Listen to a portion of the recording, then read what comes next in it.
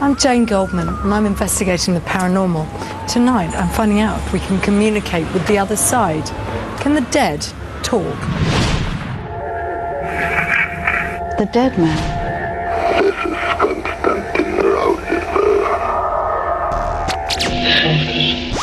People on Earth resonate with certain people on the other side, and they come in close to communicate with us. What alternative explanations could there be when I actually recognise the voices? The only conclusion I can come to is that it is them.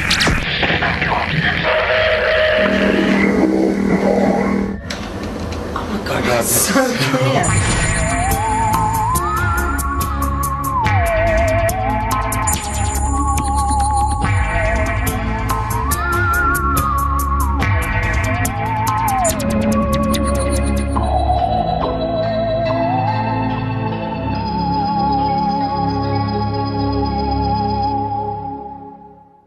Now, at the beginning of the 21st century, we can wander the world and still stay in touch through mobile phones and emails. But has the communication explosion affected those who want to talk to the dead? My first investigation was into something called electronic voice phenomena, or EVP. Those who use it believe that they can record the voices of the dead. I travelled to East London to meet a woman who claims to have used EVP to record the voices of hundreds of dead people. 12 years ago, Judith Chisholm was a journalist working for the Sunday Times. But when her 36-year-old son died suddenly, she was desperate to keep in contact with him and began attending séances.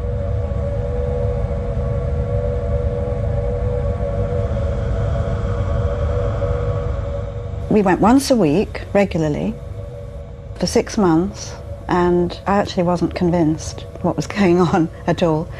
But one evening I took my small tape recorder and I put it on the table, and I'm not even sure really why I did it. I think it was just an attempt to find out anything, where the taps were coming from, the table was moving and this sort of thing, and I just wanted to find something out. I didn't know what.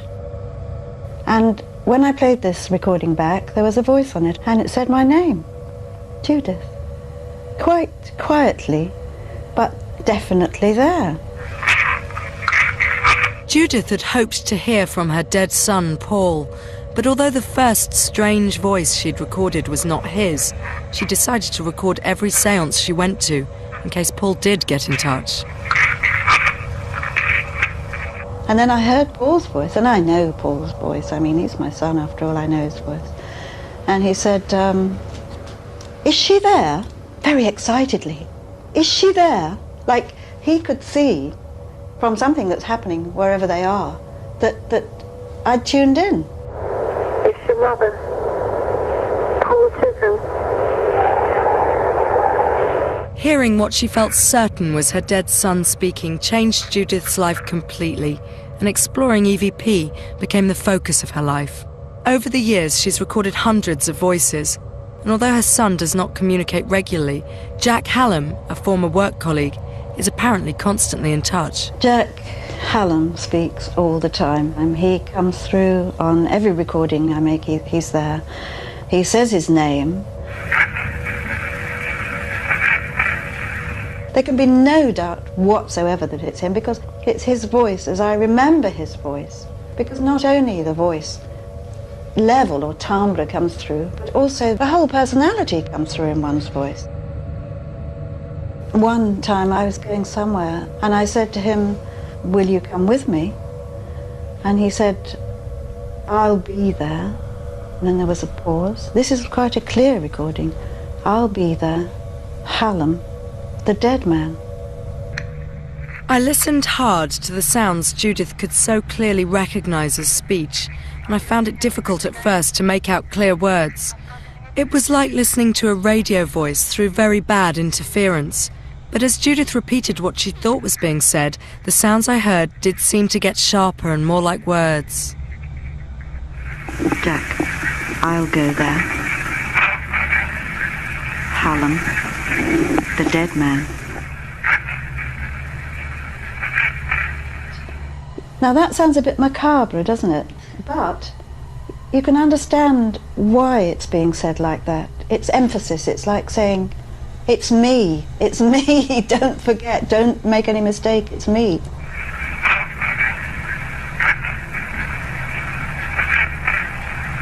They're not dead in the accepted sense of the word, are they? Everything about them is the same as it was. Everything about Jack is still there.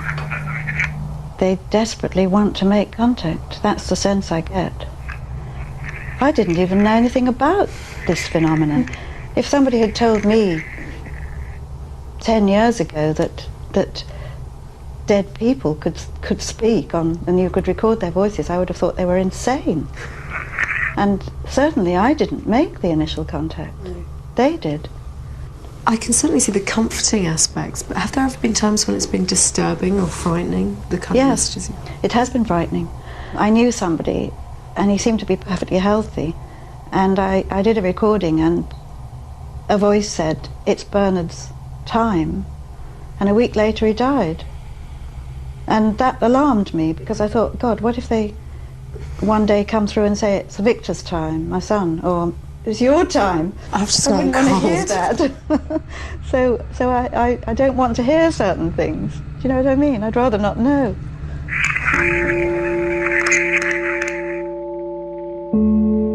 Being told by someone who's already dead that your time is up is a really unsettling prospect, but I didn't let it distract me. EVP seemed like an ideal technique for me to try out myself. Since the early séance recordings, Judith had discovered that EVP works anywhere because, she believes, the dead are all around us.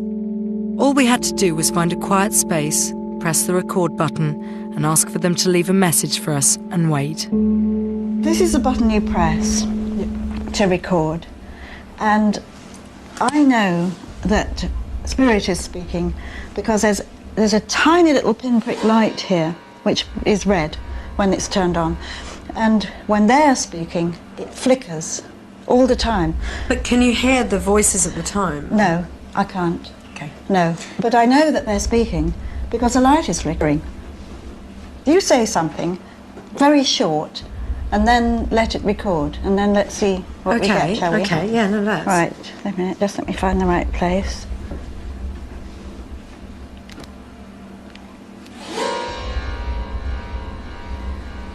Hello, if you could speak to us today, we'd be very grateful. Thank you. Now that Judith had pressed the record button, we just had to wait. Everything seemed to go quiet. Even the London traffic seemed to have stopped. The only sound I could hear was my heart beating.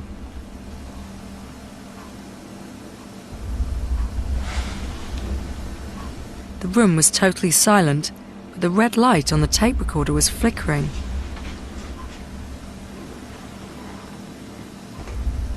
Something was being recorded. Judith played it back. Okay, thank you.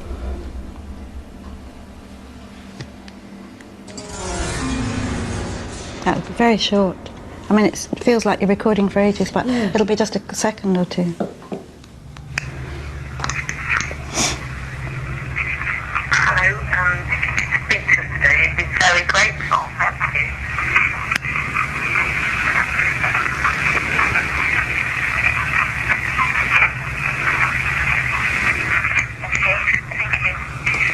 That really sounds like a voice. Well, there is a voice there. There is a voice there, isn't there? There is a voice there. Of course there is. I mean, I suppose So- the argument might be that it's able to pick up radio waves and things. Have you experimented with ways of trying to exclude those? I've been told by some boffin that digital doesn't work like that. It can't get radio waves. So, you know, that probably counts as that one. I mean, I hope it does anyway. But, of course, there's tons of experiments that could be done, but it just needs somebody, a scientist, to come along and say, right, we're going to really examine this now. And I wish that would happen. I decided to respond to Judith's request for more investigation and to plan my own experiment. The sounds Judith had recorded were real enough, but could we just assume they were the voices of the dead? Could we be certain they were voices at all? If my experiment was going to prove anything, I needed to resolve this. few people realise how prone the human ear is to hearing articulate words in otherwise murmurings or stray sounds. You're getting the hearing of pattern in randomness. With Judith, there is a very high level expectancy effect.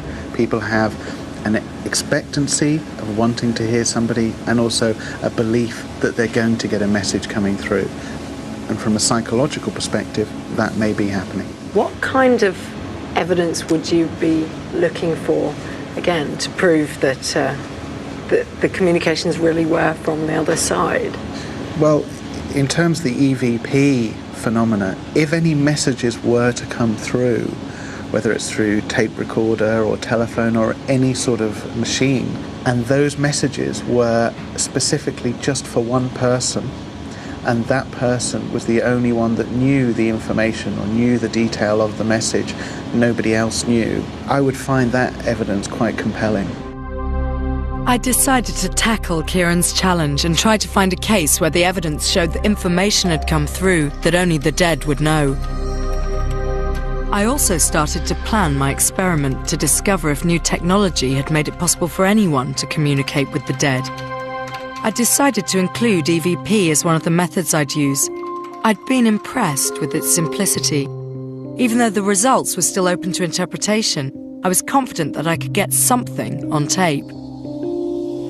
After the break, my investigation continues when there's a dead man on the phone.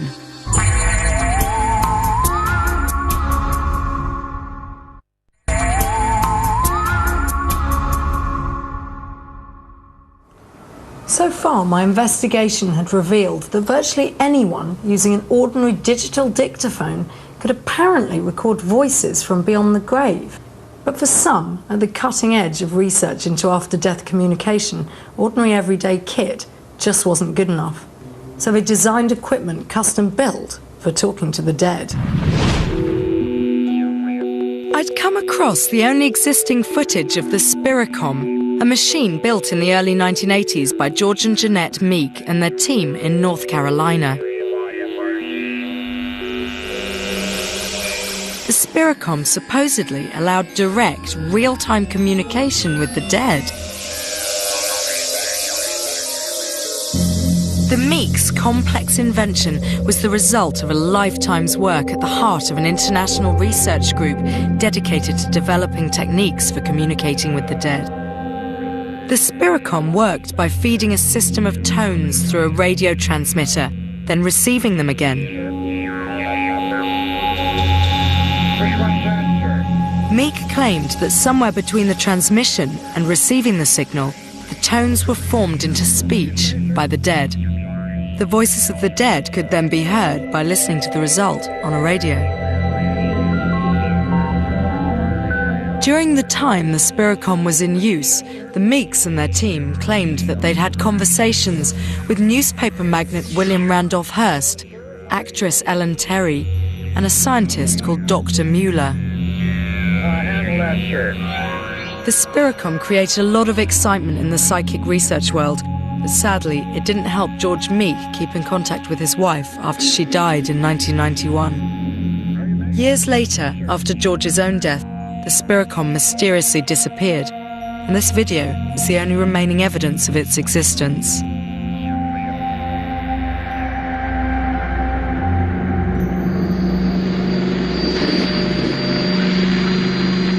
I travelled to Colorado to meet researcher Mark Macy, a former colleague of George Meek, who continues his work today. I wanted to know if people who spend their lives working together trying to talk to the dead carry on working together when one of them dies.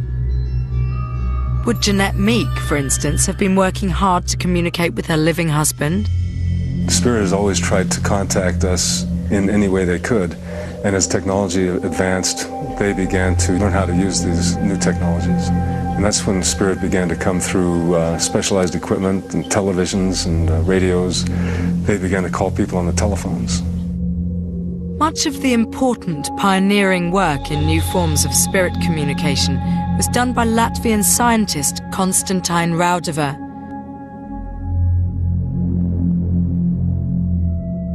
Progress slowed when Raudava died. then, Mark Macy's phone rang.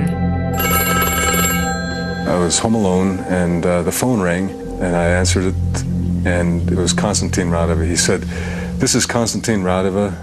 This is the first contact you get from us. We've established a new bridge to the States. You're the first to be contacted by this means." Amazingly, Macy claimed that Radova had been continuing his work after his death.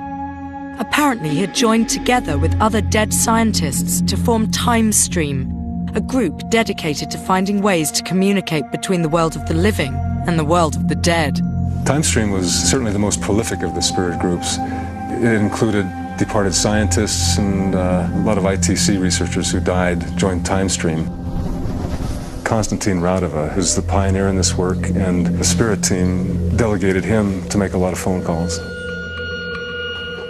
On one occasion, George Meek was there with Mark, and this remarkable conversation between the dead scientist and the living George Meek was recorded. Good morning, this is George Meek. This is Konstantin Radova. George, my friend, at last we succeeded in contacting you. Jeanette. George Meek's wife, Jeanette, had died several years earlier, I guess. So she was with Radova when he called George. You, Jeanette, is beside me, and she wants to give you all her love. This is Konstantin Radova. This is the first contact you get from us.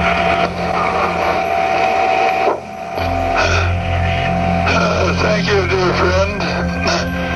You may not be able to hear me, but I want to take this occasion to say... It's extraordinary how clear his voice is coming through. Yes, they have special apparatuses, they tell us, on their side, which kind of manufacture the voice. They don't have a physical voice box, so they have to have specialized equipment. And the thing is, it's not sent to us from far off in space someplace like we often think of heaven. Our spirit friends are right here with us all the time, and they live in a world that's separated from us not by time but by vibration. So they're right here with us, invisible, and they construct their equipment right in the lab with us. It still seemed incredible. Mark had apparently been receiving phone calls from a group of dead scientists that included Radova and Jeanette Meek, who were working together to establish a communication link between the world of the dead and the world of the living. The recordings were definitely very strange, and Mark was totally convinced of their authenticity. In fact, he said he had proof that they were genuine. You either have to take it on board fully, or you have to believe it to be a complete hoax. Yes. There's no sort of That's true. matter of interpretation there. It's a big leap for most people. Anybody could fake a phone call like this. So they would contact a colleague of mine in Europe through the computer, for example, and say, "I herewith confirm my contact with colleague Macy in the States." And the computer's not hooked up to anything except the power outlet on the wall and a keyboard. So through that kind of verification, we know that these contacts are legitimate. Connect the VLS converter to your HF radius antenna input. If Mark was right and a confirmation message had appeared on an unconnected computer, then it would seem to rule out the possibility of fraud. But I realised that there was no unique information passed over by either Jeanette or Radova to prove that it really was them. In fact, Jeanette wasn't even able to talk directly to her husband at all.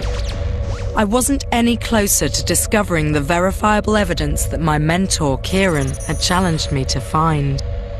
Later that day, I got a call from Mark about some photographic experiments he was planning with a device called a Luminator. He told me he believed its energy field allows you to photograph the spirits that are all around us. I returned to Mark's house the next day to see his photos. The Luminator is a device that was originally designed to assist energy conservation in offices, but its inventor had noticed the unusual effect it had on photographs taken nearby. Mark Macy has one of the only 8 Luminators in the world today. It seems to kind of melt away the barriers between the physical and the spiritual so that our spirit friends can come close and show themselves on Polaroid film. That's my son Aaron in the top left, and he's 14 years old in this picture. In the bottom left picture, that's a completely different face. Exactly. Somebody superimposed totally over my son, and same with the picture on the right. Yeah. We didn't know who it was at first, but when my wife saw the picture, she gasped and said, "My gosh, that's my dad. Aaron, that's your grandfather." It's John Hoyes, who is my father-in-law, who I never met. He died shortly after I met Regina. And you can see the resemblance between John in lifetime and John in spirit superimposed over Aaron.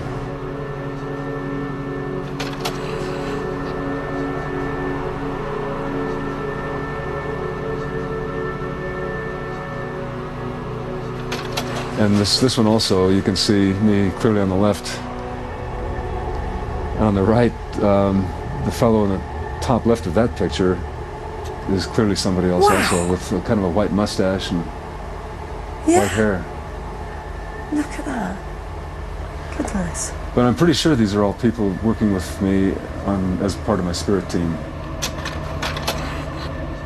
Do you believe that people on the other side are using this method to show themselves? I mean, is that their aim, do you feel? Or is it more that they happen to be there near you and somehow this is allowing you to photograph them? I think it's a combination of both. If I have a special project going, like this shoot or some other, a meeting of my research team, then it's definitely my team who's there trying to work with us.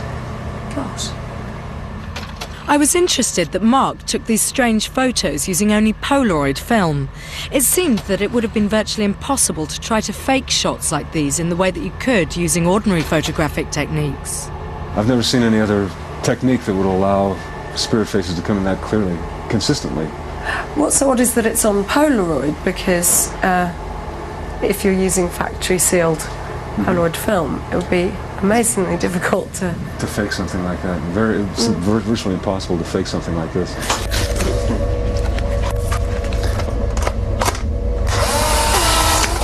Mark offered to take some Luminator photos of me and my team. He used a brand new box of film which we supplied, and then took 3 photos of each of us while we stood next to the Luminator. There were no other special conditions in the room, except that the flash on the camera had been almost entirely blacked out, and there were some spotlights mounted on the wall where we stood. Okay.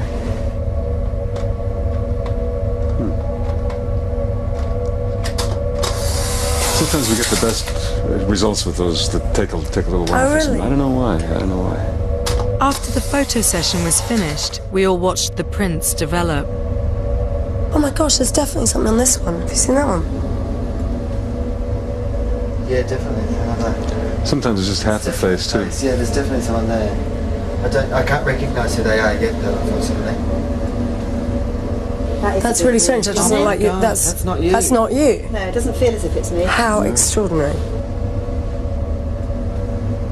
That is a different person.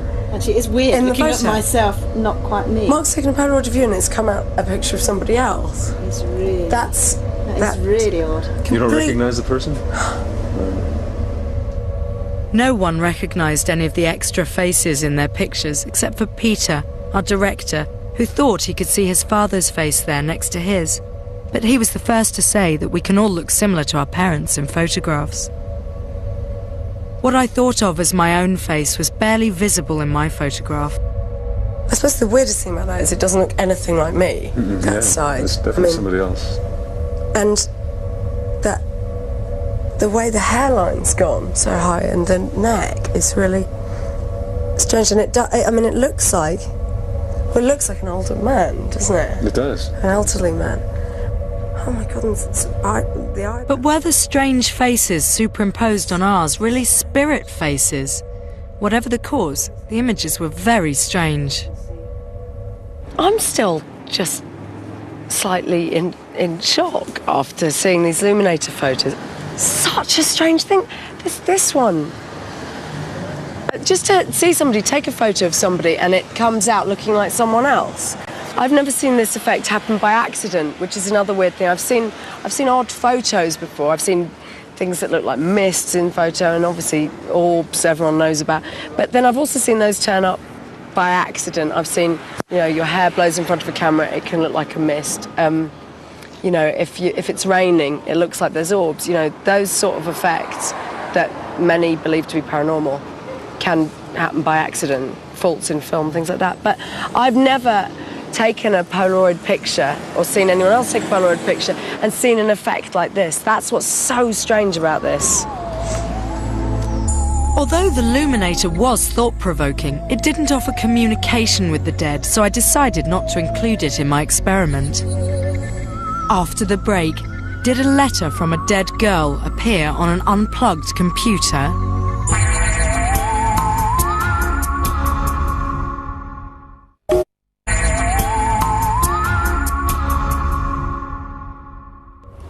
I'd come across some remarkable phenomena while investigating ways of talking to the dead. Spirit voices on tape, dead men on the phone, and Mark Macy's extraordinary photographs. But I was still searching for that one piece of evidence that would transform the beliefs of the researchers into objective proof of contact with a dead person. Also, I still needed another technique to use in my experiment.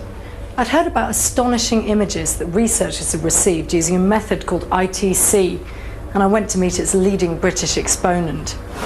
Neil Fellows has been refining a version of the technique called Instrumental Transcommunication, or ITC. Simply, it uses an ordinary TV and video camera to capture images that its users claim show the dead. According to Neil, this research has resulted in some concrete evidence of electronic communications from the dead. You have a spirit side team, allegedly.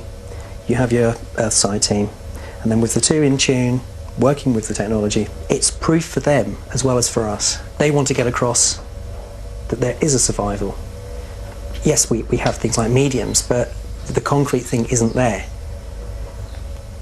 Processes such as this, there is a certain more tangible element to it. Neil showed me an amazing series of images that had been received on computers, televisions and video, each with its own incredible story. This was part of an amazing thing that happened in 1993. It was the image of a young French girl called Anne Gunier. She'd been sending several messages through to some researchers based in Luxembourg. And then they came home one day to find an image on their computer.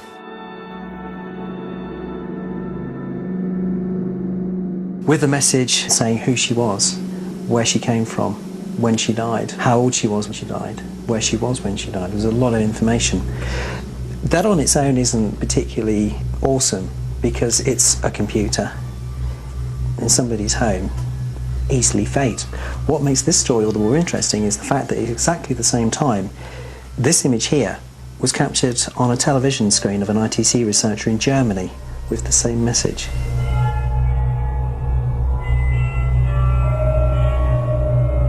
And here is the original photograph of the little girl as she looked.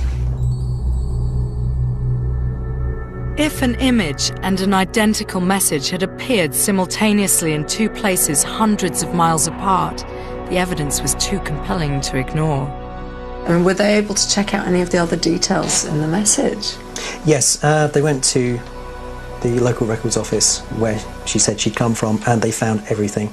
The age she died, the year she was born, the year she died, her name, everything was there. Was she known to any of the researchers? I mean, was there any connection in life? No, not at all. At the time she went over, it was believed that she was then ready to start doing her work, leading to her contacts years later with the ITC researchers.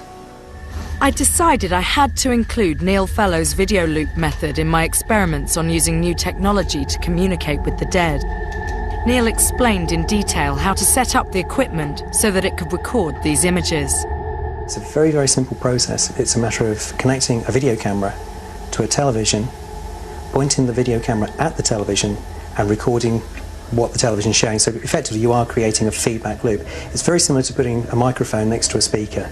So instead of the loud howl, you get a very nice swirling mist of white and blue. Best to keep your recordings to 3 minutes maximum, because you are dealing with, if you're going at 25 frames a second, you are dealing with over 4,500 frames. So it essentially looks like static, does it, when you're looking at it? That's right. That sort of thing. Do you see images appear while you're taping, or is it and the afterwards? Generally, they appear after the event, when you're going through the footage frame by frame, the recording frame by frame. One session I did, I had 6 images out of 4,500 frames.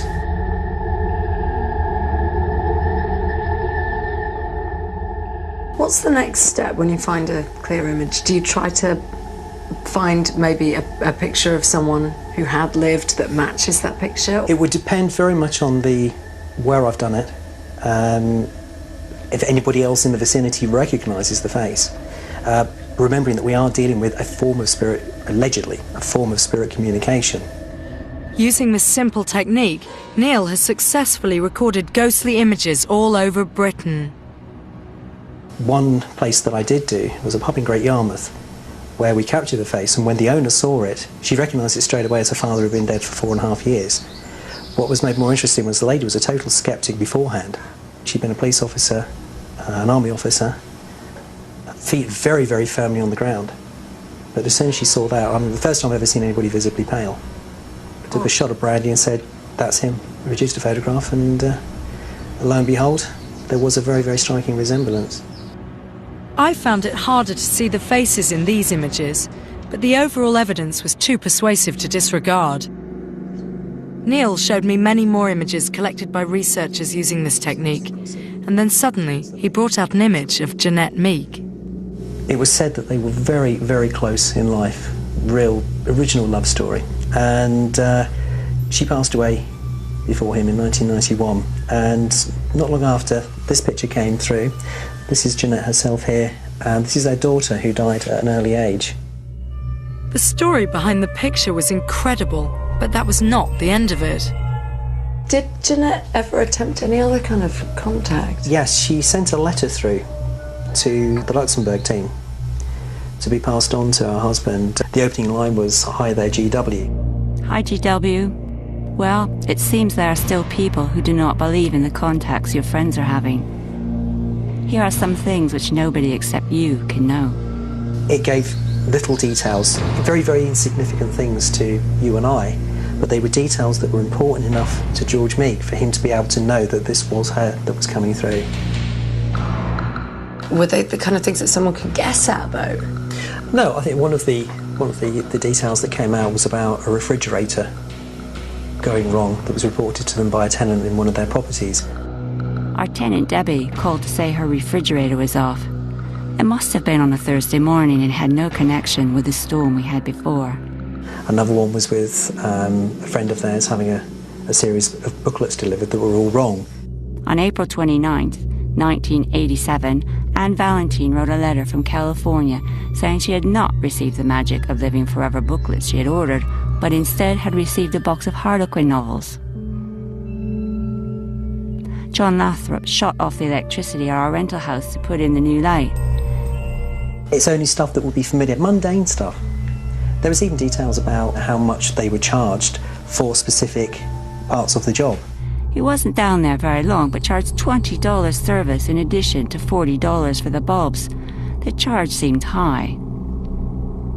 And there really wasn't anyone else in their circle who could have known those things? No, but not that could have fed them the information, no. Please, Maggie, forward this to George. He can be of great help to you all. Jeanette Duncan Meek. Dead Jeanette Meek's letter contained very personal information that only she and George could have known about. I couldn't wait to tell Kieran that I'd found the kind of evidence he'd told me to search for.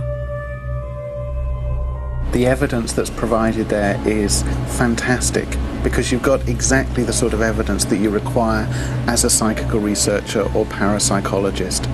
Information that the people receiving the message, they don't know the nuances of the message, or they're not aware of the significance of it. What is fascinating about this particular case is that it appeared on the computer at a time in our history when email was not at its height. I believe it was in the 80s at some point. So that's an additional item that makes this really, really compelling. After researching many different new techniques for talking to the dead, I decided which ones I wanted to use in my experiment. The next step was choosing a venue. Many of the communicators I'd spoken to said that they believed the dead were all around us. But I wanted to do anything I could to maximise my chances. So I chose one of London's most haunted locations. The Theatre Royal, Drury Lane, is one of London's best-known theatres. It's been the home to some of the biggest West End hits for the last 150 years. But it's also home to many Theatreland ghost stories. The most famous resident ghost is the Grey Man. It seems he's the spirit of an 18th century theatre lover, and he's seen with a tricorn hat and grey cloak. I arrived at the stage door, armed with electronic hardware. Parapsychologist Kieran O'Keefe was there to oversee the experiment and to check any results.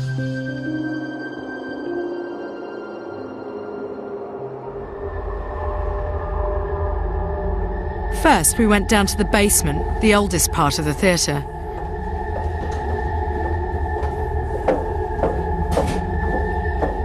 There's been a theatre on this site for nearly 400 years.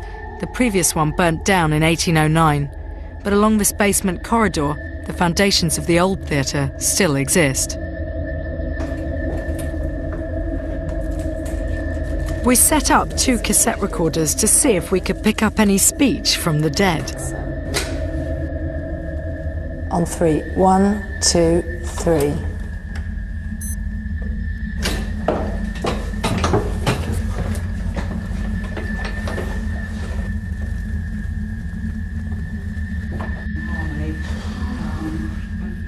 We arranged a similar experiment in the rotunda, with a radio tuned to the static between stations and connected that to a mini-disc recorder.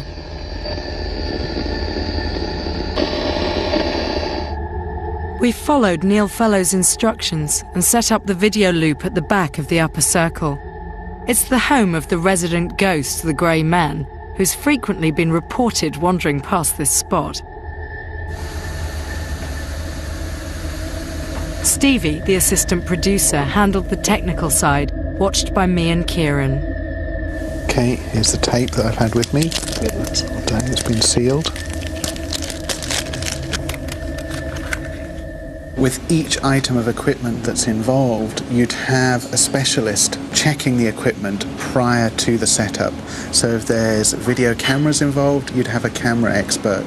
Television involved, you've had a television expert, all ensuring that there has been no manipulation, no alteration of the machinery prior to the setup.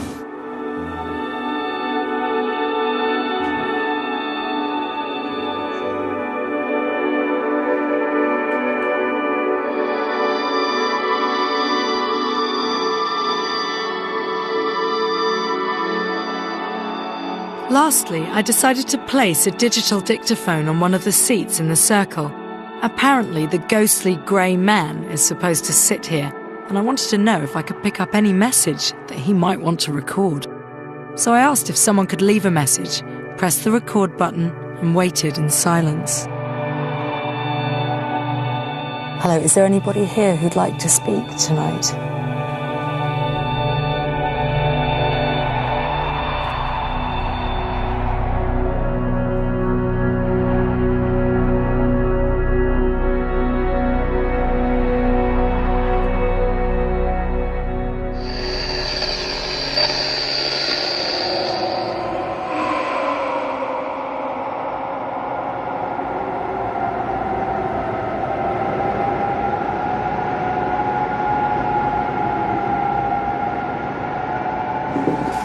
By 2:30 in the morning, all the recording was complete and we packed up our gear. Reviewing what we might have recorded on tape would have to wait until morning. My investigation continues after the break, when I discover if my recordings reveal any voices from the dead.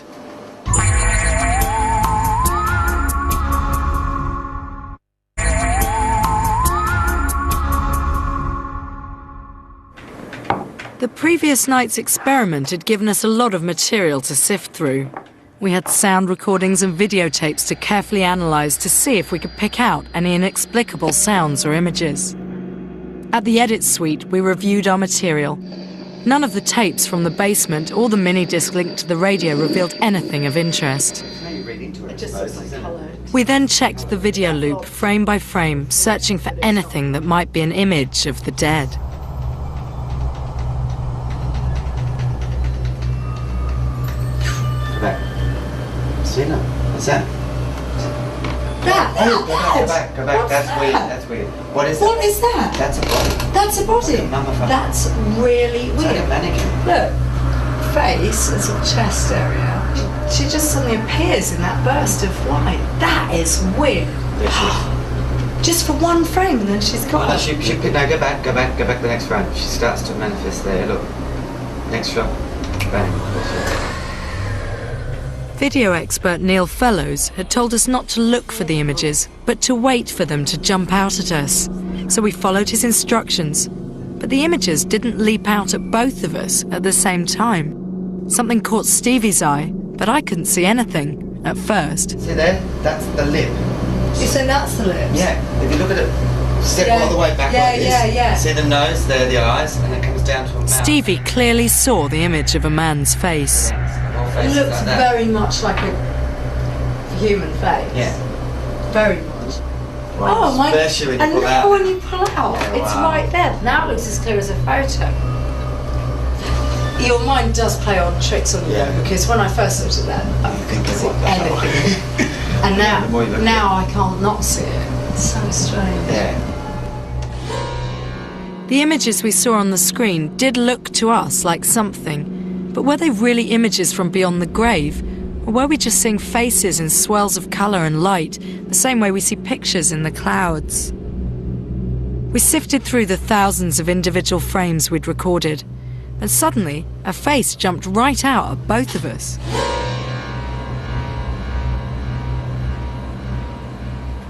We could clearly see a man's eyes, nose, lips and beard. I mean, that one, so we're thinking that's mouth and this beard, nose, eyes. That one to me looks even clearer. Could this image be the face of the grey man?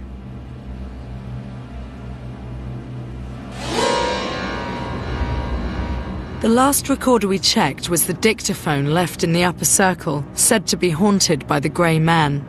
I had heard a strange whispering sound when I first played the track back. It did sound like a voice, but I couldn't make out what was being said. I heard it really clearly when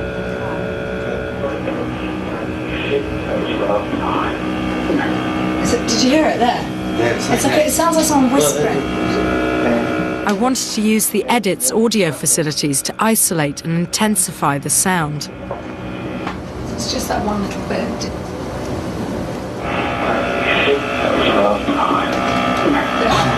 It's definitely something. There's a sniff comes here, and then there's something. We cleaned up the whisper and removed any interference. That's the sniff, or what I'm calling the sniff. And then right there, so where that peak is, it's that peak and that little one next to it. We then applied the pitch shifter to the sounds to intensify the voice and make it easier to pick out any words.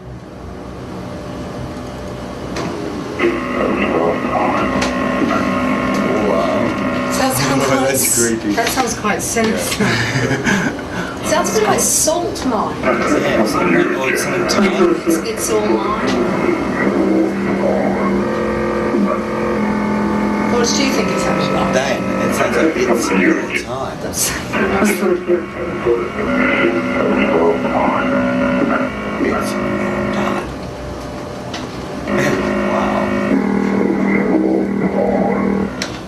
oh my god, it's so clear. Let's get out there for a second. The first thing I'm trying to figure out is how did that sound that sounds so much like a voice turn up on the tape when I was the only person standing there with the dictaphone and there was no one else within 40 feet of me.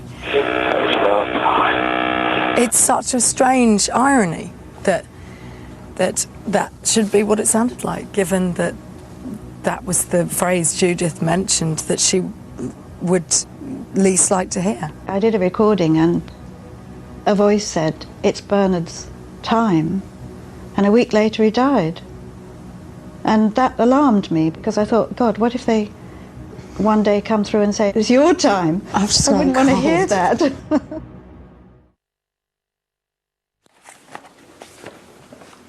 Hearing that voice on the tape was chilling. How did it get there? And could it really have been the voice of the grey man who reputedly haunts the theatre? This investigation has thrown up some of the most bizarre stories I've ever come across. And I have no doubt that the subject of communication with the dead is one that will continue to fascinate everyone alive today, if only because one day they'll be dead themselves.